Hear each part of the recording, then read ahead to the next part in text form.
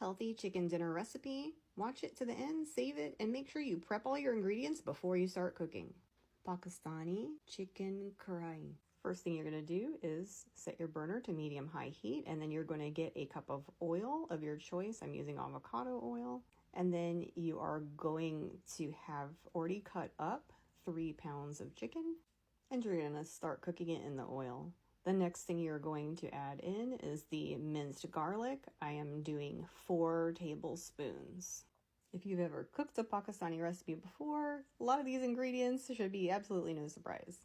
The next thing that I am going to do is a ginger garlic paste, and I'm going to do 6 tablespoons of that.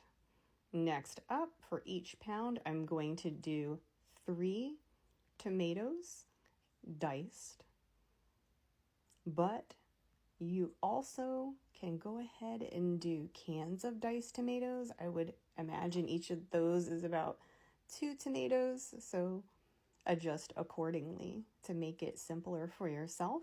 The next thing that we're going to add in is salt.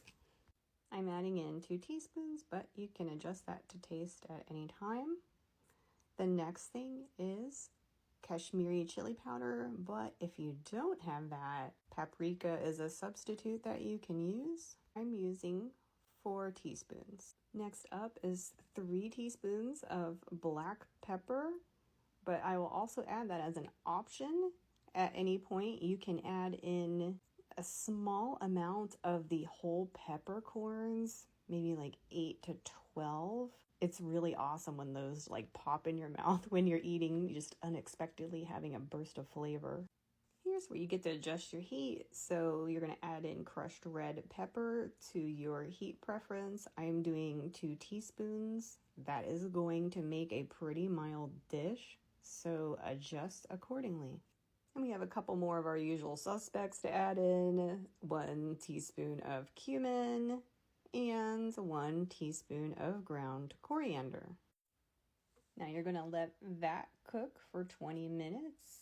Make sure that you keep stirring, otherwise it can start burning on the bottom. And you know when it's done when the oil has separated out. So the final steps for garnishing are going to be that you're going to take 4 or 5 serrano peppers and cut them up, add them in. Then you're going to take some regular whipping cream or heavy cream and just do 2 pours around your wok/karahi.